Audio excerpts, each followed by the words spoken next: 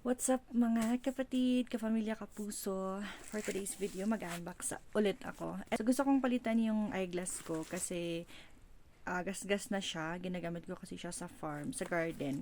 Kaya nagagasgas na siya. So bumili ako ng photochromic, tapos yung may grado po ito. So 300 yung grado ng mata ko. At nababasa ko sa mga comments at saka sa mga review na tama yung mga naglagay ng may grado, sakto lang sa mata nila. So tinry ko naman ito, tsaka ang nagustuhan ko, replaceable. Sabi niya doon, replaceable, kasi in case hindi sakto yung grado sa akin, at least yung frame man lang yung mapakinabangan ko. By the way, this is worth 177 pesos. At yung store na pinagbilhan ko, basta ilagay ko dyan, TikTok ko siya nabili. I'm so excited. Basa pa yung damit ko kasi naglalaba ako. Pero nung dumating, excited akong subukan. Yung iba, sabi nila, pumunta daw sila nagpapalit ng lens. Pero sabi nung pinuntahan nila, hindi pwede kasi walang tornilyo. Hindi daw nila matanggal. Or hindi daw safe kasi walang tornilyo. Kaya baka makrack yung masira yung frame. Pero hopefully, in case hindi yung grado ng mata ko, at least sana mapalitan. So as to packaging, okay naman. Ganito lang siya, pero at least safe kasi meron yung hard case niya. Parang ang in-expect ko kasi medyo kasi gusto ko yung medyo malaki, parang ganito. Pero ito kasing frame na to, in-avail ko lang siya sa free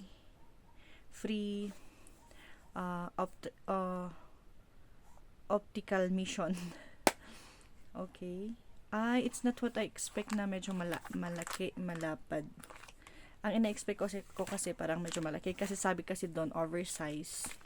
Pero siguro, parang pang bata pala. Pero okay lang din. Okay lang, sakto lang sa eyes. Wow, ang ganda. T yung option na kulay na kinuha ko. Yan. So, tama yung grado. Pero hindi ko alam kung tama yung sa mata ko kasi yung sa akin kasi parang pag ginamit ng iba, napakalayo daw. Parang ang layo-layo. Pero kung ako yung gumamit, okay lang. Clear naman. So, tanggalin ko lang yung eto. Bakit dito kasi nilagay, no? Parang hindi safe. Hindi. Easy pala natanggal. Okay, so I'll try kung bagay ko at saka kung tama. Tama. Tama lang. To parang medyo siya, parang hindi ko alam kung, pero bagay ba? Bagay ba? Hindi ko alam kung, hindi naman siya masakit sa mata, pero parang medyo blurred lang. Hindi ko alam kung kulang or hindi kasi pantay yung grado ng mata ko. Pero sinabi ko lang sa optal na ipantay niya lang kasi mas mataas yung isa. Pero sabi ko, please lang, ipantay mo na lang. Parang ayaw kong mabigla. Parang ito blurred na hindi ko alam kung kulang or kasi hindi naman siya masakit. Hindi naman siya masakit pag nagaganon ako. Usually naman pag mas mataas, parang mas masakit. Masakit sa mata. Parang nahihilo. Or parang yung sabi nila na parang mahuhugot yung inner ng mata. Pero hindi naman. Pero hindi lang siya kasing comfortable ng eyeglass ko. Pero so far, okay lang. So, siguro papapalit ko lang yung frame niya. Or pero parang hindi ko bagay ba sa ko? Bagay ba sa mukha ko? Or parang maliit.